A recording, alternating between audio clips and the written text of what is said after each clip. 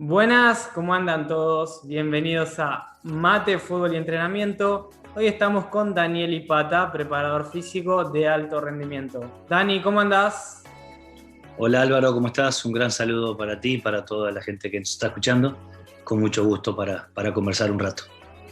Bueno, Dani, sé que has trabajado como preparador físico en muchos clubes y en alto rendimiento, pero quiero que me cuentes cómo fueron esos comienzos como preparador físico. ¿Dónde te formaste? ¿Dónde hiciste tus primeras experiencias? Sí, empecé en el Instituto Superior de Educación Física de Montevideo, Uruguay, eh, luego de una carrera como atleta en velocidad, 100, 200 y 400 metros. Y bueno, era familiarizado con todo el entorno de la zona donde está el ISEF de Montevideo, la pista de atletismo, el Estadio Centenario, el velódromo, todo un complejo deportivo grande. Obviamente siempre me fue inclinando por el entrenamiento deportivo y me fue fascinando. A medida que yo iba avanzando en mi carrera como atleta, me interesaba saber cómo podía mejorar más. Y en los torneos internacionales, en Brasil, en Argentina, en Chile, en Cuba, conversaba con los entrenadores de mis rivales, de los corredores de 100 metros, de 200, de 400, y buscaba la metodología. Estamos hablando de, no sé, 35 años atrás. Buscaba cosas nuevas para mejorar yo. Yo tenía mi entrenador en una época y después me entrené yo de manera individual. Entonces surgió la vocación, estudié en el ISEF de Uruguay y luego ya con la carrera avanzada como preparador físico hice una maestría en Barcelona. Bueno, qué interesante, qué interesante. Sobre todo lo que me acabas de decir de la maestría en Barcelona. Así que bueno, ya vamos a llegar a ese tema. Y bueno, te recibís, sos preparador físico. ¿Cuál es el primer club que te abre las puertas? Sí, fíjate que cuando, como el atletismo era, yo era de extracción del atletismo, yo ya entrenaba, inclusive el último año del ISEF, yo ya entrenaba, tenía la mejor corredora de 100 metros de Uruguay, a la mejor saltadora de triple, al mejor corredor de 400 metros juvenil de Uruguay. Fui al sudamericano de menores de Uruguay, Santiago de Chile, y no se me pasaba mucho por la cabeza trabajar en fútbol, aunque era mi pasión, obviamente me encantaba, hincha de Peñarol, iba al estadio, mi papá me llevaba al estadio y obviamente una pasión por el fútbol muy grande, pero mi carrera había sido prácticamente 15 años como competidor de atletismo y era muy sólido en cuanto a esa parte de metodología de entrenamiento, en cuanto a la teoría general del entrenamiento, no sé, me la sabía en ese momento, obviamente que después fue evolucionando, la sabía de punta a punta. Y no pensaba trabajar en fútbol. Entonces un gran preparador físico uruguayo, José Tejera, que ya había estado en Nacional, en la selección uruguaya, le ofrece en Huracán del Paso de la Arena, es el Nacional B, como en Liga de Ascenso, y él no la va a tomar porque tenía justamente un ofrecimiento de Nacional de Montevideo y me había conocido en un trabajo que habíamos hecho conjunto y intercambiamos cosas de entrenamiento. Yo tenía 20 años, 21 años, me encantaba, y él ya era un preparador físico consagrado. Y cuando le ofrecen este equipo, me dice: mira, Daniel, yo no lo voy a tomar, estoy esperando Nacional de Montevideo, ¿te parece si tú lo tomás? Y yo era mi primera experiencia en fútbol y con jugadores que la mayoría eran todos mayores que yo, de edad, de experiencia, en trayectoria y todo. Y yo me animé, di el paso adelante, me animé, él me respaldó muchísimo en los inicios. Y bueno, fue ahí en la Liga de Ascenso de Uruguay, en la Divisional de Ascenso de Uruguay, que inicié mi carrera como preparador físico. ¿Y vos ya llegabas con una metodología armada o seguías, por así decirlo, aprendiendo día a día, escuchando diferentes metodologías? ¿O ya decías, no, yo confío de esta metodología o tenés tu propia metodología y le metías para adelante con eso? No, casi siempre y a lo largo de mi carrera siempre fui un ecléctico. Siempre fui obviamente, iba tomando partida por determinadas metodologías, en un 60-70%, pero en un 30% me iba inclinando por las cosas que se iban descubriendo, y en el avance científico, en el avance de las investigaciones, yo iba adquiriendo y aplicando. Nunca tuve miedo cuando estaba convencido de algo, en algunos aspectos de alguna metodología, nunca tuve miedo de aplicarlo, y no te diría de probarlo, de ensayarlo, o arriesgarlo, sino que una vez que estaba convencido de que esto podía funcionar, porque las evoluciones siempre son paso a pasito, y como te decía, hay una base, un 60-70%, que fue la conversión histórica a nivel mundial, a nivel internacional, y a lo largo de la historia de la preparación física y del entrenamiento deportivo, que fue pasar del entrenamiento de los deportes individuales al entrenamiento de los deportes colectivos. A mí me tocaron las dos etapas, ¿no? Estamos hablando de que en los años 80-90 había una predominancia de entrenamientos de deportes individuales aplicada al fútbol, por ejemplo, y que obviamente en esos momentos servía y mucho, y hacía rendir a los jugadores y mucho.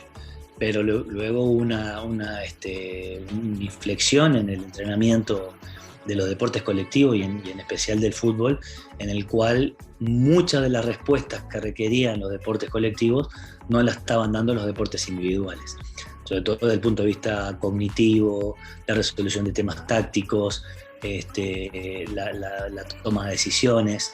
Eran cosas que en su momento los deportes individuales no resolvían. De manera que a mí me tocaron esas dos etapas, y una vez que tomé partida por lo que te comentaba, una gran parte, una metodología establecida de la cual estaba convencido, fui mucho de ir en un 30%, en un 40%, siempre fue de innovar y buscar nuevas cosas.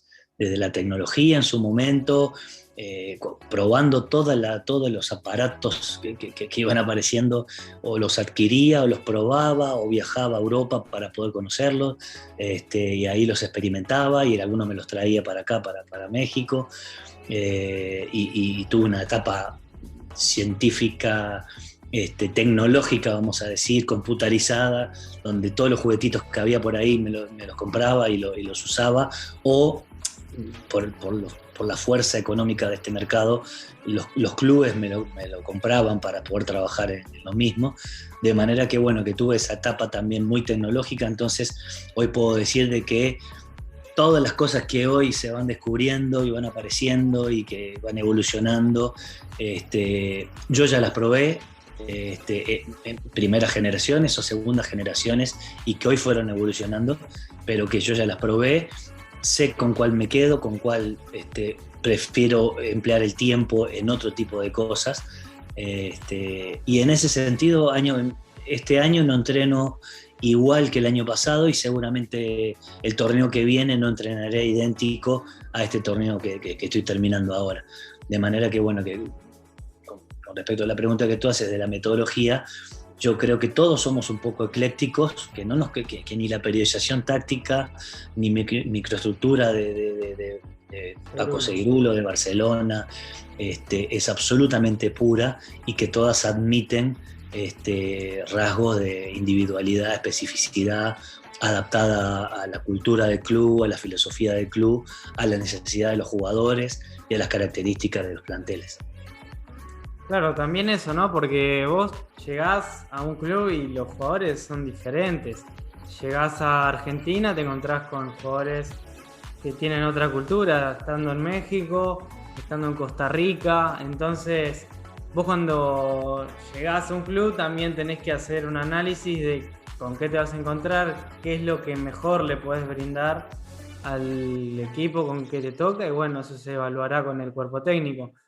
Pero hablando del rol del profe, ¿vos qué importancia le das al entrenamiento que haces con el jugador por fuera del club? Nos olvidamos de que entrenaste a la mañana con el club y después el jugador tiene toda la tarde libre. ¿Qué importancia le das a ese entrenamiento extra? Sí, mucha, porque justamente el otro día escuchaba una nota de Aimar, de Pablito Aimar, que no sé si la viste, me resultó muy interesante, que él hablaba de que en la época de River, de juveniles, de chicos, junto con una camada extraordinaria de jugadores, eh,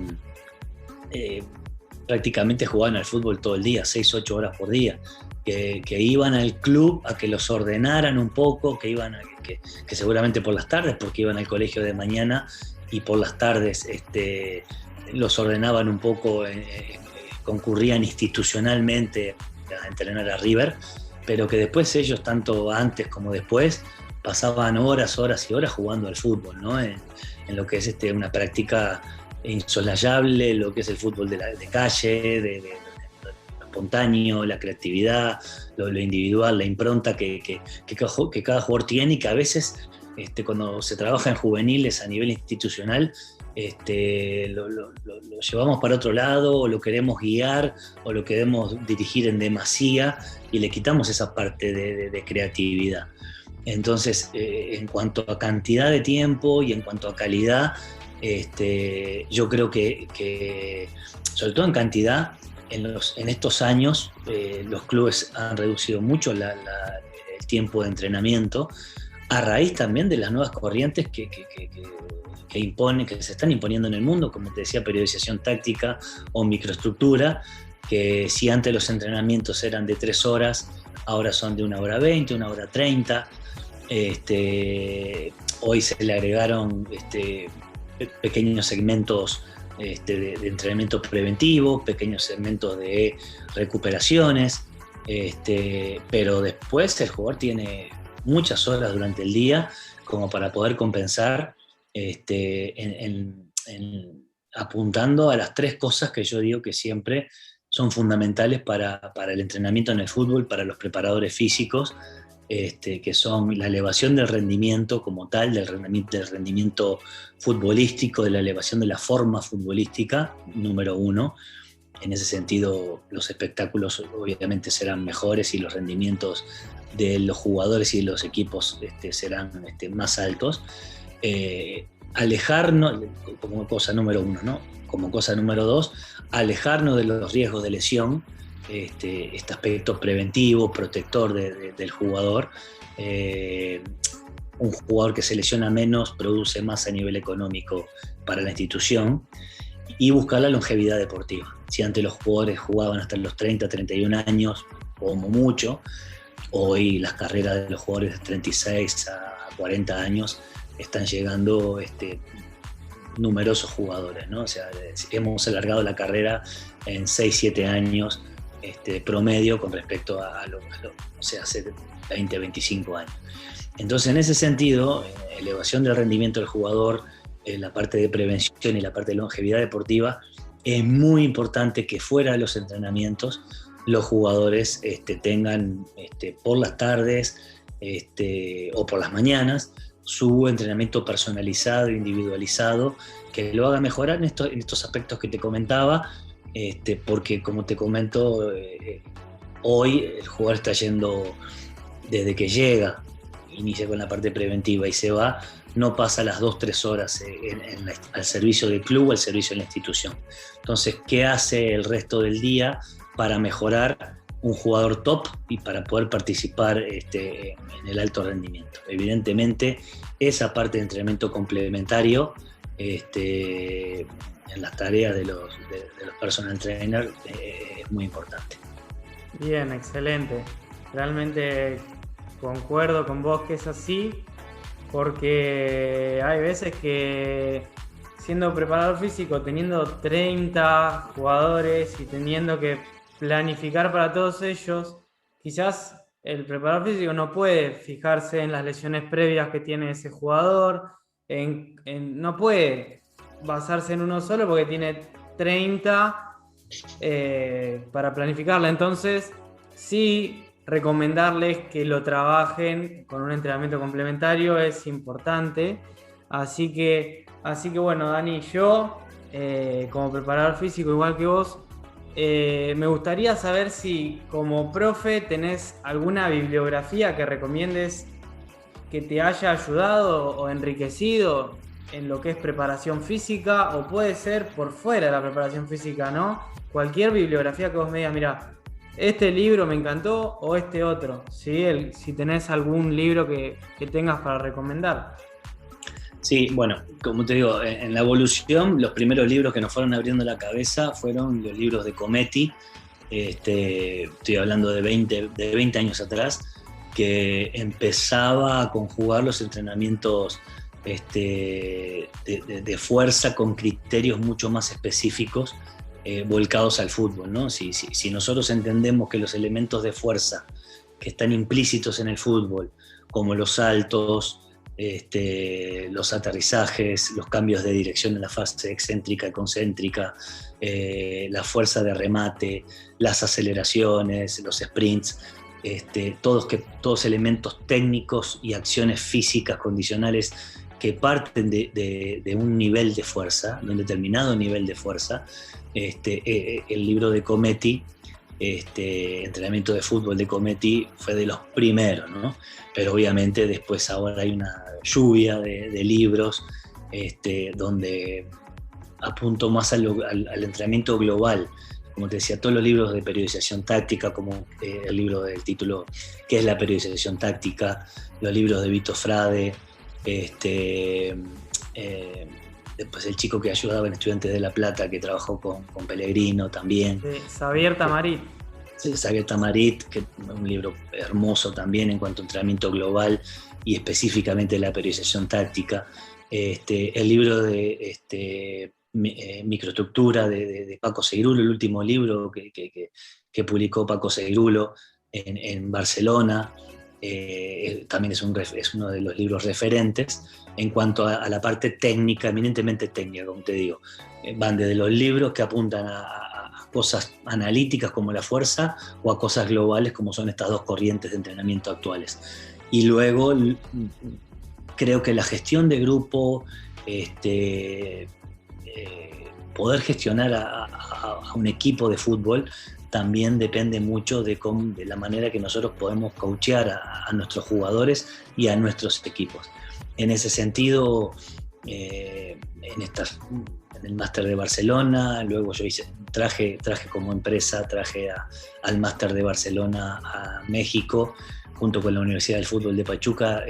Hicimos una generación donde se recibieron 10 entrenadores en el máster de alto rendimiento en deportes de equipo, y ahí conocí a Chesco Spar y todo lo que es la gestión de equipos deportivos, fundamentalmente de deportes colectivos como el handball, como el fútbol. Después trabajamos con Chesco en distintos clubes. Lo trajimos a México para dar varias conferencias y vino para el máster de alto rendimiento. Él tiene el libro Jugar con el Corazón, que él es el autor, y acaba de publicar hace algunos meses la libreta, que están espectaculares en cuanto a la gestión de los grupos y en la generación de hábito de nuestros jugadores y de nuestros equipos, en el sentido de que el éxito es una suma de hábitos, no es un momento instantáneo, sino que es una suma de hábitos que por lo general pasa por horas y horas y horas de entrenamientos, de descanso, de elementos de recuperación como los rodillos miofaciales, como el hielo, como el masaje, como las botas de compresión, como el sueño, como la alimentación. Todas estas cosas que apuntan a la recuperación del jugador, y generar hábitos de entrenar con altísimas intensidades, porque esto nos va a acercar a la intensidad de la competencia. Y en ese sentido yo creo que hace algunos años que he incrementado la lectura de libros de autodesarrollo, de gestión de grupos y de manejo de los equipos. Bien, Dani. Y si te tengo que hablar de la relación que vos mantenés con el jugador profesional, ¿cuáles son los puntos más importantes que vos considerás a la hora de trabajar con un futbolista? La convicción de que tu método lo va a hacer ser a él mejor jugador.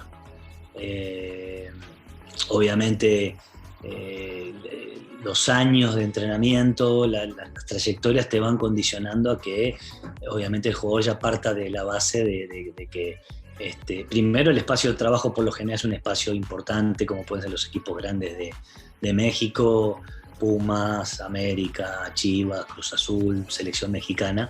Partís de un escenario y una base en el cual estás hablando de jugadores top y cuerpos técnicos top.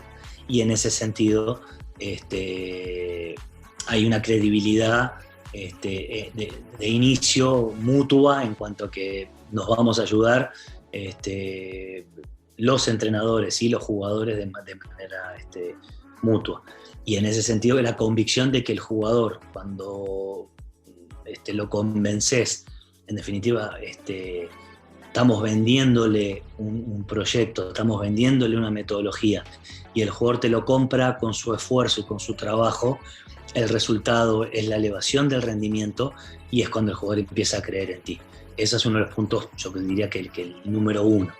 Y lo otro es el acercamiento con el jugador, en el entendimiento, de involucrarte, porque vos haces mejorar el jugador, al equipo y al rendimiento en el fútbol desde el punto de vista del jugador, ¿no?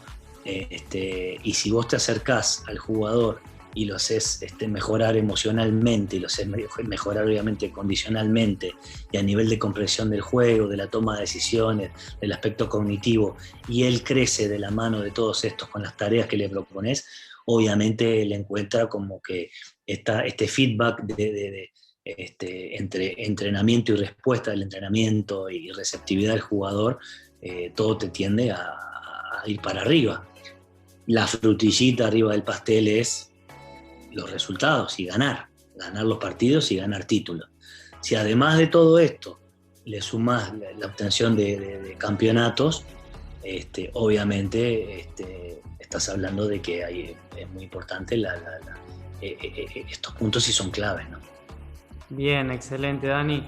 Y bueno, para ir cerrando con la charlita, me gustaría saber si te gustaría invitar a algún profesional del ámbito que te gustaría que pueda sumarse a dar su experiencia como lo hiciste vos. Sí, yo tuve dos referentes. Justamente estaba leyendo una publicación, decía, bueno, comenta al jugador de fútbol, menciona al jugador de fútbol que te hizo enamorar de este deporte. Entonces, bueno, todo el mundo ponía Maradona, Cristiano Ronaldo, Messi, Ronaldo, el brasileño.